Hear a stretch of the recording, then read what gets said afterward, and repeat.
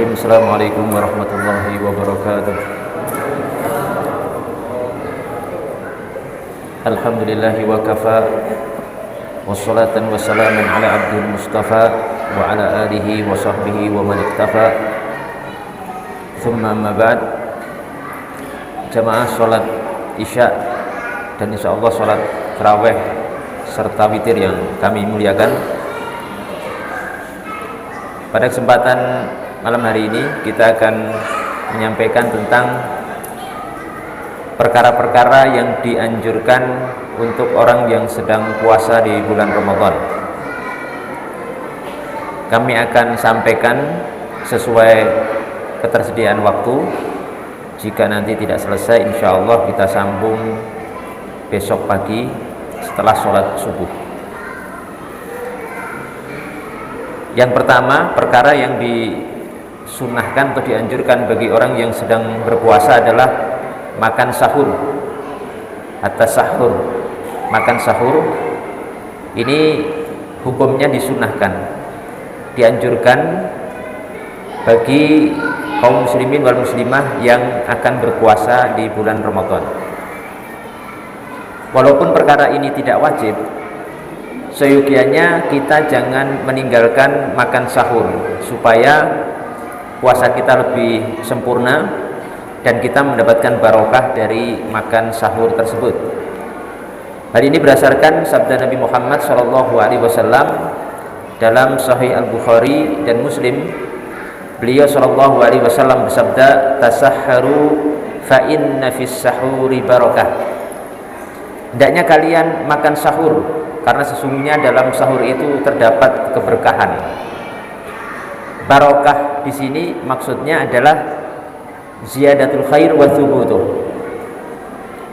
Tetapnya satu kebaikan dan bertambahnya kebaikan tersebut. Jadi kalau sesuatu dikatakan barokah, artinya di dalam sesuatu itu ada kebaikan dan bertambah kebaikan itu, bertambah banyak di dalamnya. Sehingga ketika kita makan sahur seakan-akan berpuasa di bulan Ramadan, maka puasa kita itu kebaikannya tetap dan bertambah di sisi Allah Subhanahu wa taala. Oleh karena itu, sebisa mungkin jangan sampai meninggalkan makan sahur.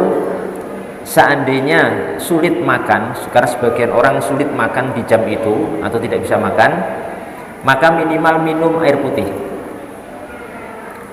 Kalau makan tidak bisa, minimal minum saja, itu sudah cukup, dan insya Allah itu sudah terhitung daripada sahur. Kemudian dianjurkan sahur itu diakhirkan, jangan terlalu malam. Sahurnya itu agak diakhirkan, jangan terlalu malam. Seorang dikatakan makan sahur atau waktu sahur itu mulai tengah malam. Jadi kalau sekarang jamaah setelah tarawih langsung makan itu bukan sahur. Mulai sudah dihitung makan sahur itu tengah malam. Tengah malam dalam perhitungan jam matahari. Jadi menghitungnya tengah malam begini ya. Tadi ketika matahari tenggelam itu mulai malam. Terus akhir malam itu ketika terbit fajar shadiq, adzan subuh. Nah, pertengahan antara tadi matahari tenggelam sampai adzan subuh itu tengah-tengahnya itu tengah malam versi perhitungan jam matahari. Ini berbeda dengan perhitungan jam dunia. Kalau jam dunia tengah malamnya jam 00.00. Nah, itu agak sedikit berbeda. Nanti silahkan dihitung jam berapa kira-kira tengah malamnya dengan perhitungan yang sudah kami sebutkan tadi. Misalkan kita makan sahur malam, kalau sudah lewat tengah malam itu sebenarnya sudah terhitung makan sahur. Tapi ini tidak dianjurkan. Anjurannya itu mendekati adzan, diakhirkan mendekati adzan subuh. Ya.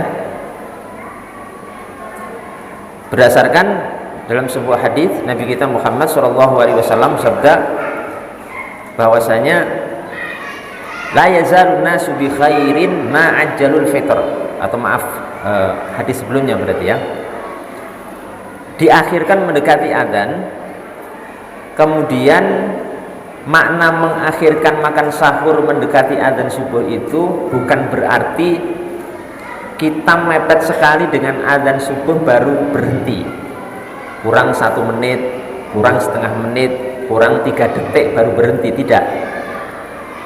Makna mengakhirkan makan sahur mendekati adzan subuh itu sekira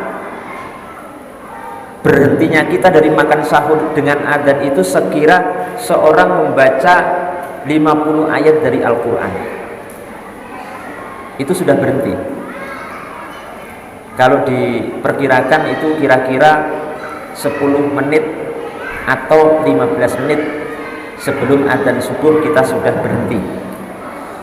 Walaupun, perhatikan ya, walaupun sebenarnya 10 menit sebelum adzan itu masih boleh makan sahur sebenarnya, tapi untuk langkah kehati-hatian kita di durasi waktu itu kita sudah berhenti. Supaya apa? Supaya kita tidak terjebak pada satu kondisi saat kita masih makan sudah adzan. Kita nggak nengok jam, pas sudah makan, masih makan sudah adzan, atau pas baru makan, baru mau minum sudah adzan. Kalau kita nekat melanjutkan makan sahur kita, maka puasa kita batal. Makanya para ulama itu beristihad menetapkan adanya waktu berhenti makan sahur sekira 10-an menit sebelum adzan subuh atau 15 menit, yang lebih dikenal dengan waktu imsak. Waktu imsak. Jadi para ulama yang menetapkan istihad waktu imsak itu tahu sebenarnya 10 menit kurang 10 menit sebelum adzan atau 15 menit itu masih boleh makan minum, sangat tahu sekali. Cuma tidak disarankan sekali untuk tetap makan minum di waktu itu, sebab terlalu mepet dengan adzan subuh. Dan ini dicontohkan oleh Nabi kita Muhammad SAW, di mana Nabi Muhammad SAW itu sudah berhenti makan sahur kira-kira 10-an menit sebelum adzan subuh.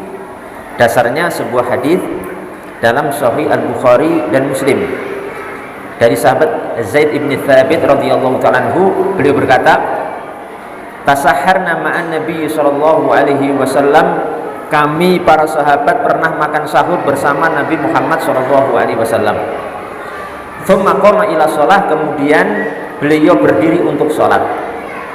Qultu, aku bertanya, Zaid ibn Thabit, aku bertanya, kam bainal adzani was sahur, berapa jarak antara adzan dan berhentinya Nabi makan sahur? Qala, dijawab, qadru khamsina ayat, sekadar sekira 50 ayat seorang membaca Al-Quran. 50 ayat yang tidak terlalu panjang dan tidak terlalu pendek, itu kira-kira ya 10-an menit atau 10 sampai 15 menit. Oleh karena itu jamaah yang dimuliakan Allah Subhanahu wa taala, di sini tadi sudah diumumkan juga oleh takmir bahwa pengumuman tentang waktu imsak besok, dan itu bisa dilihat di sini jadwal imsak yang sudah dikeluarkan Kementerian Agama RI itu sudah sangat tepat dan sangat bagus, sesuai dengan ijtihad para ulama dan hampir semua ulama. Dan penggunaan waktu imsak ini dipakai oleh hampir seluruh negeri-negeri Islam di seluruh penjuru dunia, baik di Abu Dhabi, di Maroko, di Afghanistan, di Pakistan, di Aljazair, di Malaysia, di Brunei, di Saudi. Itu semuanya memakai penetapan waktu imsak ini. Dan sebenarnya kalau bukan karena waktu, kami bisa menguraikan lebih panjang lagi tambahan dalilnya serta pernyataan-pernyataan para ulama sejak zaman dulu, para imam-imam besar, tentang keterangan masalah ini. Karena keterbatasan waktu, kami singkat keterangannya secukupnya. Oleh karena itu kami menghimbau sekali, mari kita berusaha untuk berhenti makan sahur sekitar itu, sekitar waktu imsak sudah ditentukan kita berhenti, walaupun sebenarnya masih boleh. Analoginya begini, kalau kita berkendara, asalnya berhenti itu kan ketika lampu warna apa? Warna apa berhentinya? Merah kan? Merah, sebenarnya merah. Tapi sebelum merah itu ada warna lampu kuning. Itu warning, sudah diperingatkan. Pengendara yang baik berhentinya pas sudah kuning, itu sudah siap-siap berhenti. Pas lampu merah, pas berhenti. Pengendara yang tidak baik kalau belum merah belum berhenti. Yang lebih buruk lagi, sudah merah diterjang. Jadi aturannya seperti itu lah, imsak itu seperti itu. Ya memang sebenarnya kalau belum merah belum berhenti sebenarnya. Cuma kan kalau kita berhenti mendadak bahaya, Pak. Orang di belakang kita berhenti ngerem mendadak bisa nabrak kita, bisa celaka. Makanya pemerintah membuat waktu atau warna lampu kuning sebagai warning, ini sudah mau berhenti, ini sudah mau merah, siap-siap berhenti, jangan terlalu mepet dengan warna merah, supaya untuk mengantisipasi tidak terjadi kecelakaan yang membahayakan jiwa kita sekalian. Jamaah yang dimuliakan Allah Subhanahu wa taala, kemudian untuk malam ini kita cukupkan satu kali lagi saja, satu poin saja. Kemudian juga dianjurkan bagi kita untuk menyegerakan berbuka. Jadi kalau makan sahur itu diakhirkan, jangan terlalu malam, tapi kalau berbuka itu disegerakan. Disebutkan dalam sebuah hadis Nabi kita Muhammad SAW bersabda, la yazalun nasu bi khairin ma'ajjalu al-fitr. Manusia kaum muslimin itu senantiasa di atas kebaikan selama mereka itu menyegerakan berbuka. Jadi kalau berbuka jangan ditunda-tunda. Kalau sudah dengar adzan, Allahu Akbar, Allahu Akbar, segera berbuka. Jangan nunggu isya, jangan nunggu nanti jam 8. Walaupun kita sok kuat, bukannya jam 9. Itu mukhalafatu sunnah, menyelisih sunnah Nabi Muhammad Sallallahu Alaihi Wasallam. Sebenarnya kalau jamaah Anda buka jam 9 boleh, nggak haram juga, cuma kurang afdal. Jadi buka jam maghrib itu nggak wajib, mau buka jam 9 juga boleh sebenarnya, cuma kurang afdal, kurang utama karena menyelisihi sunnah Nabi Muhammad SAW. Maka ada sebagian ulama ya, tapi ini kan pendapat, ada ulama itu yang bukanya itu malam, bahkan ada sebagian ulama bukanya itu ketemu sahur, Pak. Siapa? Imam Nawawi. Imam Nawawi itu sepanjang hidupnya puasa terus tiap hari, nggak hanya Ramadan, kita kan paling Ramadan. Kalau Imam Nawawi itu sepanjang hayatnya puasa terus tiap hari, dan bukanya dengan sahurnya ketemu. Artinya ketika beliau makan sahur itu sekaligus buka. Bayangkan itu. Makanya beliau menjadi imam besar. Beliau itu ketika menulis syarah Sahih Muslim, penjelasan Sahih Muslim. Sahih Muslim itu berisi sekitar 4.000-an hadis sekian. Beliau membuat penjelasan Sahih Muslim menjadi 16 jilid. Saya punya itu 16 jilid itu dari hafalannya, sambil sender di tembok gitu nulis semua, karena sudah dihafal oleh beliau semua hadis-hadis di situ yang berjumlah 4.000 sekian. Ditulis, dan yang ditulis itu dari hafalan beliau semuanya. Kadang-kadang ada sebagian ulama begini, seandainya seluruh ulama di zaman ini ilmunya dikumpulkan, ulama di zaman ini ya, semuanya ilmunya dikumpulkan, terus diperbandingkan dengan ilmunya Imam Nawawi, itu hanya seperti kertas yang dilipat-lipat dan pantas untuk jadi ganjal mejanya Imam Nawawi saja. Nggak sebanding dan amat terlalu sangat jauh. Demikian yang bisa kami sampaikan.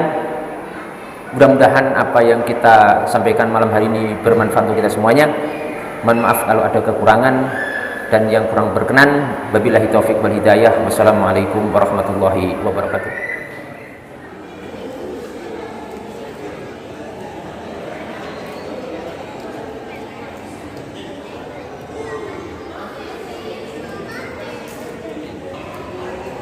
Perempuan antri. Ambil nomor dulu.